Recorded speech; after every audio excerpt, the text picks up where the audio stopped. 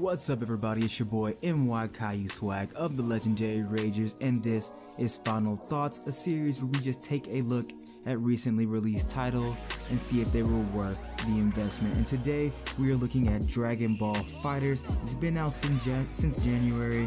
It's been pretty well received. It's got some good reviews. It's been embraced on the tournament scene. It's got added to some major events.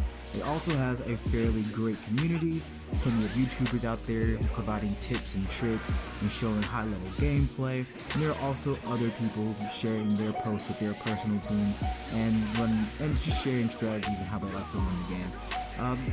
I'm not gonna go too in depth with any one particular feature, anything like that. This game's been out for a while, like I said earlier, so if you really want to know like an in-depth review or a certain feature in particular, I'm sure there's a video out there somewhere for you.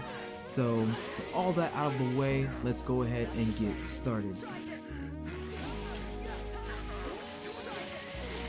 So starting out, I just want to start talking about the features that stood out to me the most and how my perception changed over time. And the first thing, of course, is the character selection, the roster, right? You can't have a fighting game without good characters. And this game, at the beginning, the possibilities were wide open. Everybody was a viable pick. Everybody was usable. There was no really weak characters except for Fat Boo, but some people made him work during the beginning. As we went on, we kind of found out who the real winners were. We figured out that the Vegeta assist was pretty much unbeatable, and you saw higher level teams, I would say threat level red in pink. You start to see those kinds of teams really gravitate towards the Android 16s, the adult Gohan, Cell, and of course that crazy ass Vegeta assist. And it was very disappointing when you really stepped back and looked at it, because it went from being wide open to just this narrow pool of engagements that you're having in some form or fashion with these core characters. Now, looking at this game and in a vacuum, that's pretty bad. But when you compare it to other fighting games and how they pick their winners and losers, it's quite forgivable, because even though there are some the core characters are very strong, and if you want a decent team, you need to have at least one or if not two of them. There's still some leeway for you to inject your favorite character in there. So in a vacuum, it's pretty bad, but when you compare it to other fighting games, you can live with it, right? Next up, I want to talk about the UI.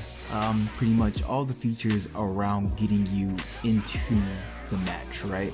So just right off the bat, selecting a server and then picking a lobby inside of the server. I know a couple other games, a lot of other games do that.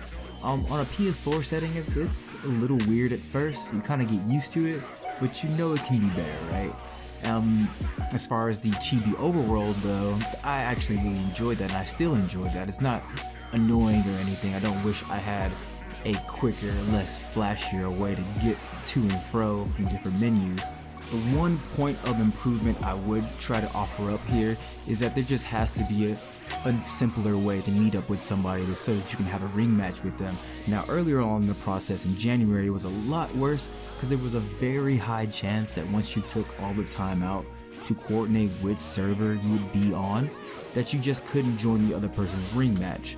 So it's better now, but it would be a lot better if you could start a party beforehand and then have the game matchmake you in an available server, or you could just send them an invite and they just join whatever lobby that you're currently in. Now, I'm not even gonna waste too much time on this story. It is bad. It is garbage. I only finished it just to get Android 21. Other than that, it is not worth coming back to whatsoever, unless you're trying to maybe get that story level achievement. But I just couldn't suffer through it enough to even get it though. It's terrible.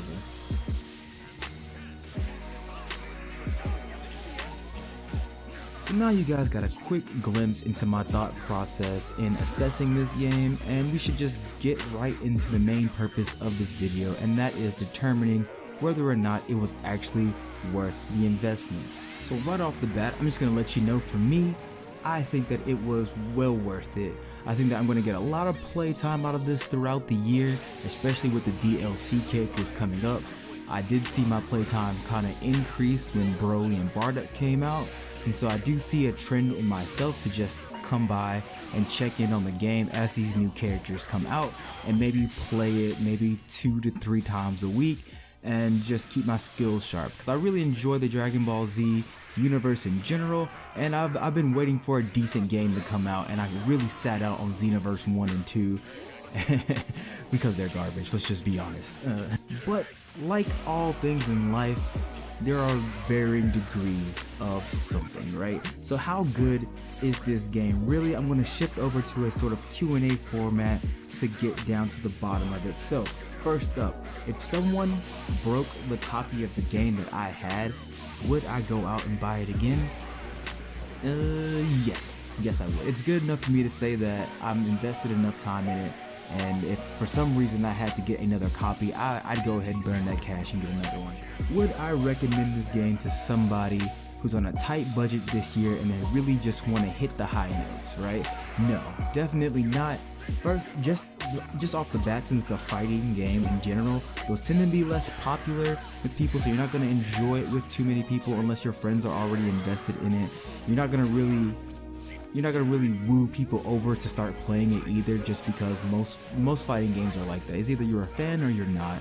And if you're only trying to get 3-4 titles this entire year, I would personally, if I was in that predicament, I would avoid a fighting game, and just in general, because I want to make sure that I'm maximizing my playtime. So even though FighterZ looks like it's gonna last for a while, there's still that chance, because it's a fighting game, that there's going to be a sharp drop off. There's Soul Calibur is coming out later on this year, and it could negatively impact the player base, and I wouldn't want to be stuck with a dead title if I only have 4 for the entire year to play. So is it a must-play title for 2018? I'm gonna go with no, just because it's very hard for a fighting game to be on that level of it's a must play, right? Because it's very basic. You only have modes where you practice punching people, and then the mode where you punch people. So it's hard to say that that's a full, complete, immersive experience that you expect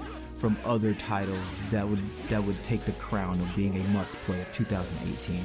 So I know it sounds like I'm really ragging on fighting games. I'm actually a huge fan. It's just really hard for them to really give that extra bit of depth beyond just the mechanics, right? It's hard for them to give you that full immersive feel that a lot of us primarily play games for. We want to feel immersed in a world, and it's more of you getting immersed in a community, a fighting community. So it's hard for that to translate over to must-play material, right? And last but not least, will this game make it in the long haul? Will it still be around 2 or 3 years from now? And honestly, I think the series will definitely make it. I think the next iteration of this game will be bigger, better, and just the backing of the Dragon Ball Z anime community will lift this game up on its own. But besides that, it's a very good game. It has a lot of depth to it. It's very good for commentary. I think watching the game is just as fun, or if slightly less fun, than actually playing it. So it's very enjoyable. I do often find myself watching professional tournaments. I usually don't watch a lot of games. I think the only thing that I really watch is Rocket League, the pro league for Rocket League, and I don't even play Rocket League. But this game, I actually sat down and watched the tournament. So I think that this game has the flash to bring an audience to it, even though they might not know how to play, but it also has mechanics that are easily accessible to newcomers, and it'll definitely keep their current player base rewarded and happy. So be on the lookout for Dragon Ball FighterZ 2 in the coming years, because there's no way this game isn't getting a second iteration. It's gonna remain pretty strong. That's all I got for you guys today, and since you made it to the end of the video, go ahead and drop a like. Consider subscribing to our channel. We have plenty of other content. I'm MY Caillou Swag of the Legendary Ragers. This has been the first episode of Final Thoughts. Now this format will change. depending on what game I'm covering, and it'll generally get better from iteration to iteration. So thanks for sticking to the end. See you guys in the next video. Peace out.